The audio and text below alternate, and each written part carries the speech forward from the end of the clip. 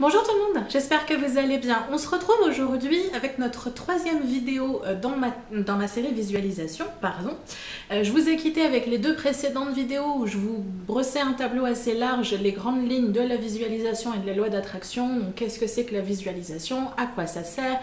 Les exercices que l'on peut intégrer dans le concept de visualisation et comment intégrer tout ça dans son quotidien. Si c'est des vidéos que vous n'avez pas encore vues, je vous invite fortement à aller les voir. Je vous mets tout ça dans le petit, quelque part en haut de l'écran. Allez voir ces deux vidéos, vous serez quand même beaucoup plus à l'aise et beaucoup plus confortable pour la suite. À partir de maintenant, j'ai envie de me concentrer sur des petits détails qui vont venir enrichir un petit peu votre parcours et votre exercice de visualisation. Aujourd'hui, j'ai envie de me focaliser sur un concept que j'appelle le concept d'alignement par rapport à nos objectifs. Donc si c'est un sujet qui vous intéresse, je vous invite à rester avec moi. À tout de suite.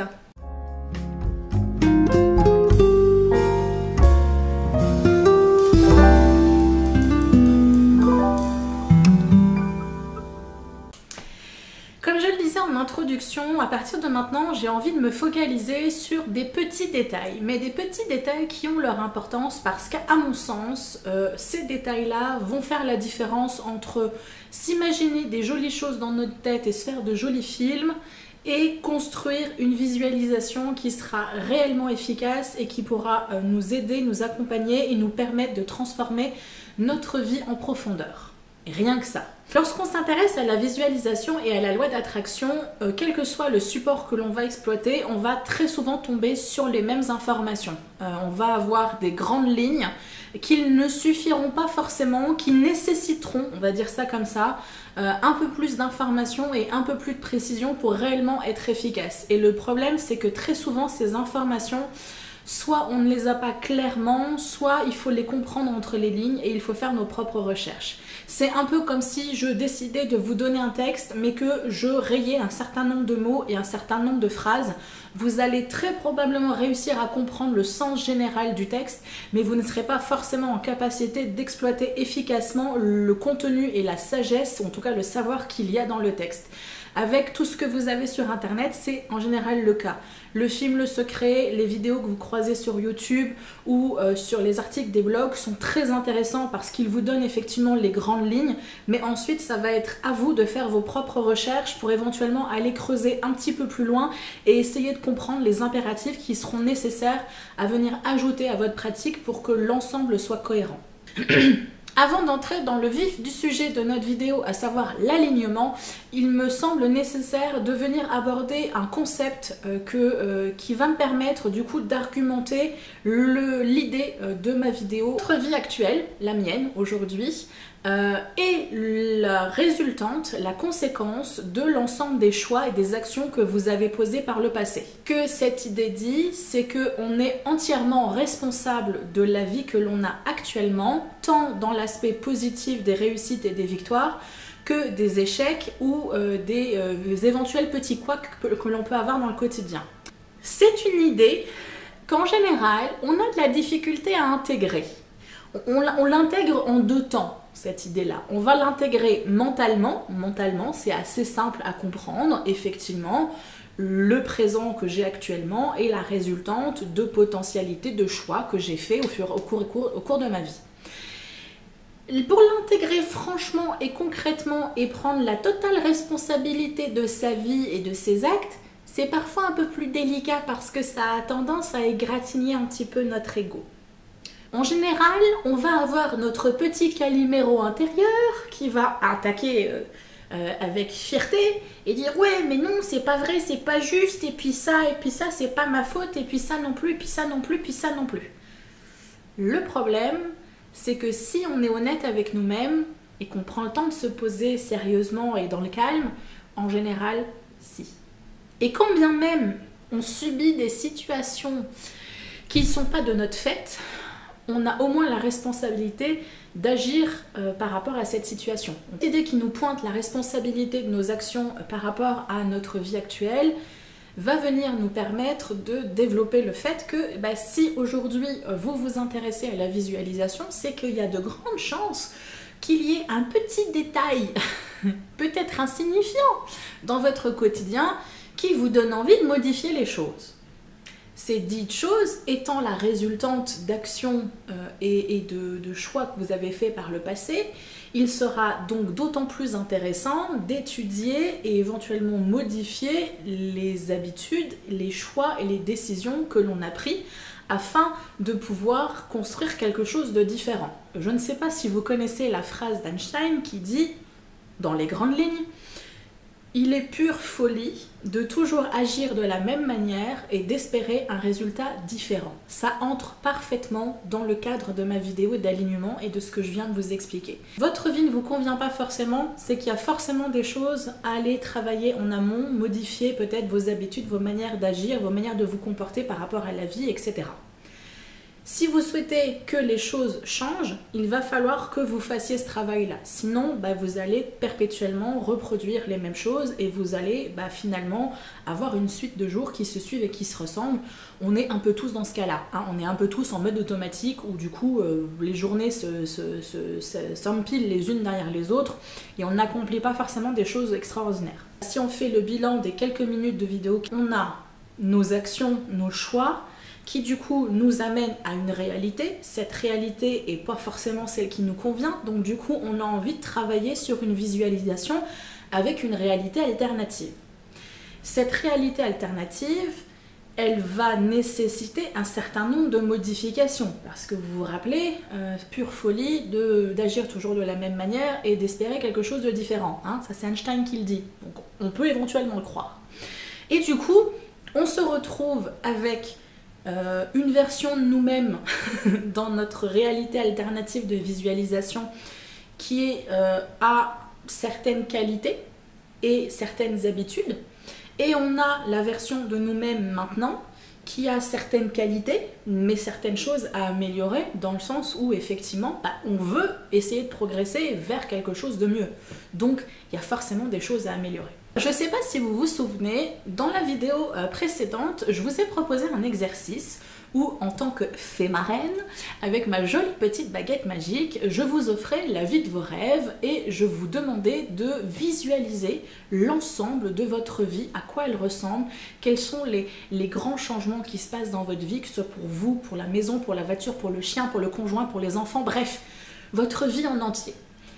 C'est un exercice qui était super intéressant à ce moment-là pour vous permettre de déterminer les grands dossiers que vous allez avoir à travailler, en tout cas les grandes lignes des visualisations et des thématiques que vous allez devoir aborder.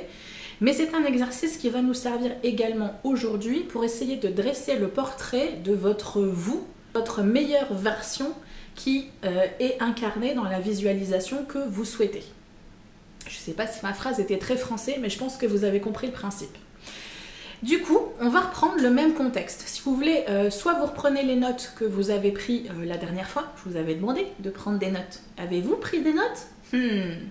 Si c'est le cas, c'est très bien, vous allez juste pouvoir compléter ces notes-là. Sinon, c'est pas grave, vous refaites l'exercice. La vidéo est dans le petit i, donc vous allez y retourner. Je vais pas vous la refaire maintenant, ça sert à rien. Vous allez du coup essayer de visualiser, mais cette fois-ci, aujourd'hui, on va se focaliser sur nous. Égoïstement, on va simplement se concentrer sur nous, dans un premier temps sur notre nous, meilleure version, version visualisation. Donc notre meilleure version de nous, dans le contexte de notre visualisation, elle est comment physiquement cette personne? Est-ce qu'elle est plus grande? Ça risque d'être un peu compliqué. Est-ce qu'elle elle a un peu maigri? Est-ce qu'au contraire elle s'est un peu empâtée parce que c'était important de prendre du poids? Est-ce qu'elle est en meilleure forme, une forme un peu plus athlétique, un peu plus sportive? Est-ce que la posture est la même? Est-ce que c'est une personne qui a tendance à être un peu voûtée, les épaules en avant, la tête en bas, qui a limite l'impression de s'excuser constamment d'exister? Ou est-ce qu'au contraire c'est une personne qui a les épaules bien en place et qui exprime une certaine autorité, un certain charisme et qui du coup montre une certaine assurance d'elle?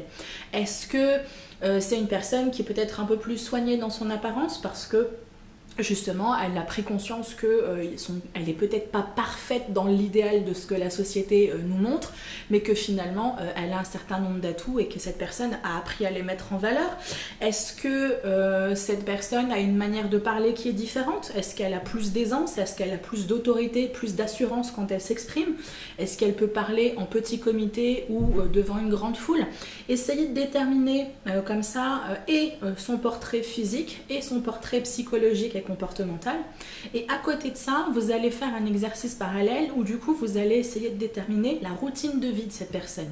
La meilleure version de vous-même, comment elle agit pendant sa journée. Donc vous allez essayer de vivre du moment où elle pose le pied en dehors de son lit au moment où elle pose la tête sur son oreiller. Vous allez essayer comme ça de voir un petit peu la routine, les habitudes qu'elle va avoir. Est-ce que vous vous levez plus tôt dans votre version idéale? Est-ce que la première chose que vous faites quand vous vous réveillez, c'est de poser vos yeux sur ce magnifique objet fort intéressant et que vous scrollez pendant 1 heure l'ensemble de vos réseaux sociaux? Ou est-ce qu'au contraire, vous vous levez fraîche comme la rosée du matin et que vous allez faire une méditation peut-être, ou peut-être faire du sport? Si c'est du sport, quel sport? Ou alors peut-être que vous allez déjeuner, et si vous déjeunez, quel type de déjeuner vous faites? Est-ce que votre régime alimentaire a changé? Si oui, essayez de le noter. Est-ce que vous préparez votre journée au moment dans la matinée? Est-ce que vous avez des outils particuliers pour vous organiser? Si oui, vous allez pouvoir essayer de les développer. Est-ce que au contraire, vous vivez la vie un petit peu au petit bonheur la chance et vous suivez le fil de la journée en espérant que les choses se passent à peu près bien? Je ne vais pas forcément m'étendre sur le sujet, encore une fois je pense que vous avez compris, vous dressez le portrait de la personne que vous allez être une fois que vous allez incarner votre visualisation, que ce soit physiquement, psychologiquement, au niveau du comportement et au niveau de la manière dont elle va articuler sa journée. Cet exercice-là va vous permettre d'obtenir un portrait réel de qui vous êtes dans votre meilleure version et du coup ça va vous permettre de faire un exercice qui est un petit peu compliqué, c'est du coup d'essayer de faire une sorte de comparatif. Et pas comparatif dans le sens de dire ouais je suis une merde, je vaux rien, je sers à rien et je suis incapable de rien. Non, c'est pas du tout ça. Le comparatif, il va surtout nous servir à dire j'en suis là, je veux aller là, qu'est-ce qui me manque du coup pour me rapprocher le plus possible de la meilleure version de moi-même. Et du coup, vous allez vous rendre compte qu'il y a pas mal de choses que vous allez pouvoir faire. Vous allez pouvoir faire des modifications dans votre habitude, pouvoir essayer d'acquérir des compétences par exemple. Imaginons, vous avez comme visualisation que vous avez une magnifique réussite professionnelle, que vous êtes un dirigeant respecté, que vous avez une entreprise qui fonctionne à merveille, mais qui du coup nécessite une certaine rigueur, une certaine organisation et le fait que vous ayez le charisme et l'autorité nécessaires pour agir. Ça c'est la visualisation et le vous dans votre meilleure version. Maintenant, vous aujourd'hui, vous êtes peut-être pas encore patron, hein, on va dire peut-être que vous êtes salarié dans une entreprise, donc il va falloir avoir le courage de se dire ça me convient plus, il va falloir que je passe à autre chose, donc ça se fera peut-être pas du jour au lendemain, mais surtout peut-être que vous êtes une personne qui a de la difficulté à s'exprimer en public, qui a de la difficulté à faire valoir ses opinions, qui a de la difficulté à s'exprimer tout court, par peur qu'on se moque d'elle ou des arguments qu'on va pouvoir lui apporter et qui du coup va la mettre en défaut parce qu'elle a vraiment pas confiance en elle, etc. Donc du coup, si vous êtes dans ce genre de position, il va falloir que vous fassiez un certain nombre de choses et que vous fassiez une recherche ou un travail afin d'acquérir des compétences que vous n'avez pas pour l'instant. Mais en faisant ce travail de recherche de compétences, vous allez petit à petit vous rapprocher de plus en plus de la meilleure version de vous-même. Vous appréciez le petit personnage. J'aurais dû me faire des petits personnages d'ailleurs. Bref. Ça, c'est la première chose que vous pouvez faire. Ensuite, vous pouvez décider de faire des modifications dans votre routine. Et c'est un exercice que je trouve très intéressant, surtout vraiment au quotidien, au fil des journées. Parce que une habitude, une routine, ça ne s'enlève pas du jour au lendemain. C'est pour ça que très souvent, moi, quand je parle d'essayer de faire des modifications dans mon quotidien, je parle d'objectifs. Je ne parle pas de bonnes résolutions. Ça, c'est quelque chose que je vous ai déjà dit un milliard de fois. Mais pour moi, un changement, quel qu'il soit, se fait sur le long terme. Vous ne changez pas du jour au lendemain. Du jour au lendemain, vous n'arrêtez pas de fumer. Du jour au lendemain, vous ne perdez pas 40 kilos. Du jour au lendemain, vous ne passez pas d'une personne qui a peur de son ombre à le big boss d'une société qui est en capacité de parler devant devant 10 000 personnes. Donc ce sont des choses qui prennent du temps et parfois on a tendance, par confort, par flemme parfois aussi, de revenir dans la routine qu'on connaît. Elle est forcément super agréable, cette routine, mais elle est confortable dans le sens où on la connaît, on a l'habitude, on est au chaud, on est posé et on va continuer notre vie comme ça. L'exercice du coup que je vous propose dans ce cas-là, afin d'essayer de modifier notre routine, c'est de se poser la question, qu'est-ce que ferait mon moi du futur ou mon moi dans sa meilleure version qui incarne la visualisation? Imaginons, vous voulez, dans votre visualisation, vous écrivez un livre par exemple, ou 2 livres, ou une saga, comme vous voulez. J.K. Rowling, bonjour.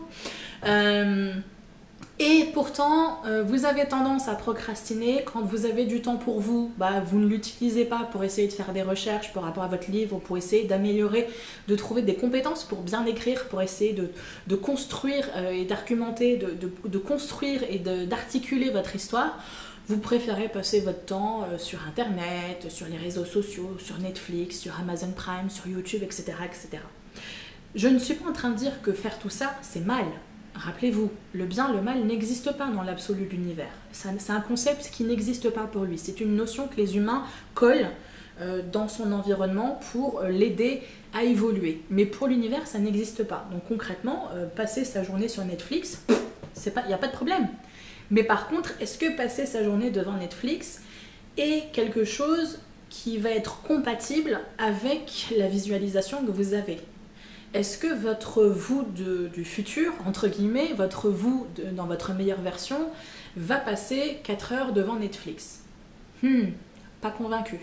Je pense qu'elle va très certainement travailler sur son livre, travailler sur peaufiner ses personnages, essayer de trouver de l'inspiration en allant dans les musées, en visitant la ville, pour essayer d'avoir des éléments de décor, etc.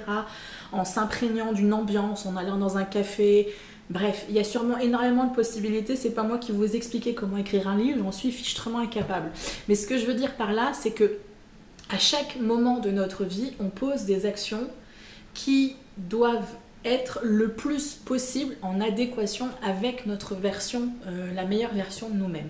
C'est en ça que je parle d'alignement. Donc là, on va essayer de se rapprocher le plus possible, mais c'est en ça que je parle d'alignement, dans le sens où on va essayer au maximum de se calquer à la meilleure version de nous-mêmes et de s'inspirer de cette meilleure version de nous-mêmes. On s'intéresse au développement personnel.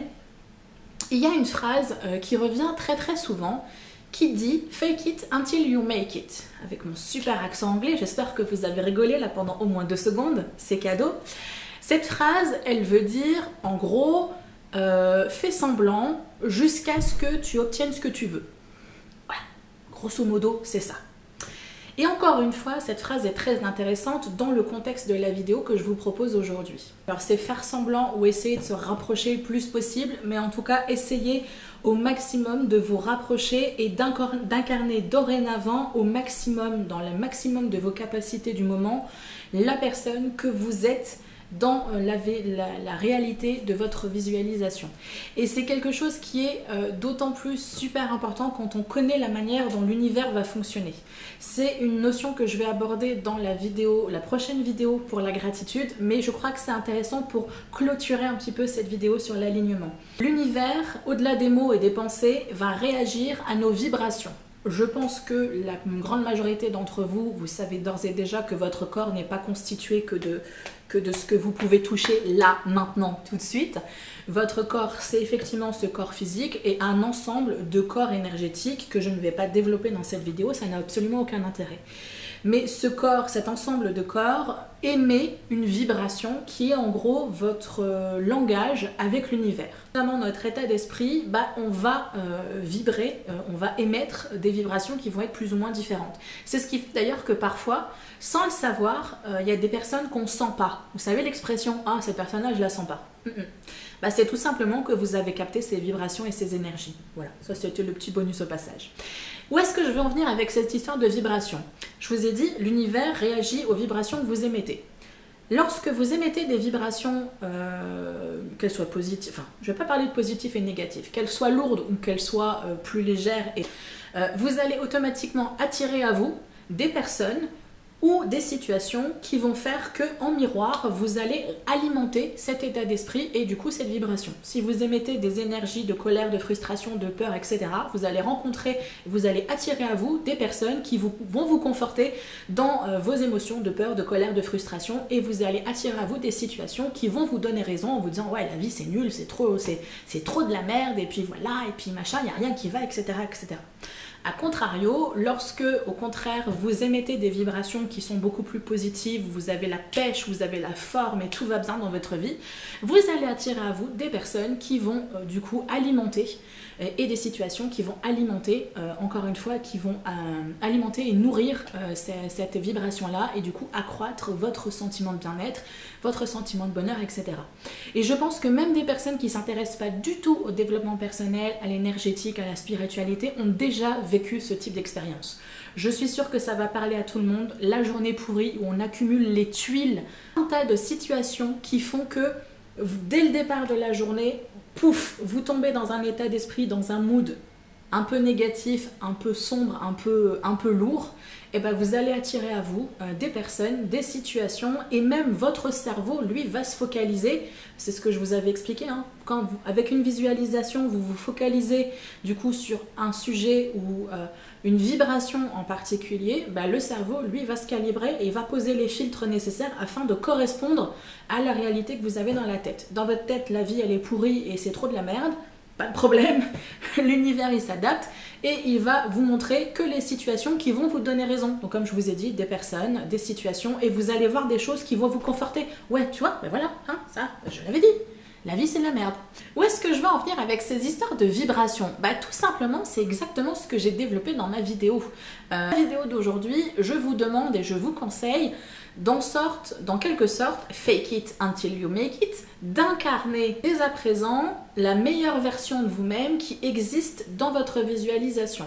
Alors soit l'incarner totalement, soit essayer de l'incarner le plus possible dans la mesure de vos capacités du moment. Mais en tout cas, essayez de vous rapprocher le plus possible tout en ayant conscience du chemin que vous allez avoir à faire. Et pas encore une fois dans le sens « ah, je suis trop nulle, j'y arriverai pas », mais dans le sens « ok, pour atteindre cet objectif, il faut que je fasse ça, que j'aille sur cette marche, que j'aille sur cette marche et sur cette marche pour pouvoir atteindre cette marche-là ». On est totalement dans cette idée de vibration. Vous allez émettre des vibrations qui correspondent déjà à votre visualisation. Par conséquent, l'univers va réagir à ça et va amener à vous des situations, des personnes, et votre cerveau va se configurer afin de vous permettre de voir les choses qui vont vous permettre de progresser et d'atteindre vos objectifs et d'atteindre et d'incarner réellement votre visualisation. Voilà. J'espère que j'ai été assez claire. J'ai préparé depuis pas mal de temps ma vidéo. Si vous saviez le nombre de versions que cette vidéo a eu, vous seriez étonnés. J'espère que je vous ai donné quelques pistes de travail, comme je vous le dis à chaque fois. Je n'ai pas la science infuse, les informations que je vous communique ne sont que le reflet de la compréhension que j'ai, moi, d'une idée, d'un concept à un moment T. Peut-être que dans 3 ans, 5 ans, ma vision de la chose va évoluer et peut-être que je me serai exprimée différemment. Donc ça sera à vous à faire vos propres recherches, à faire vos propres expérimentations et voir si ce que je vous dis vous parle, tout simplement. Si ça vous parle, utilisez-le. Si ça ne vous parle pas, laissez-le passer. Peut-être que c'est pas bon pour vous ou peut-être que ça sera bon, mais pour plus tard. J'espère que vous avez passé un moment agréable en ma compagnie. Je vous dis à très bientôt et d'ici là, faites attention à vous. Bye bye!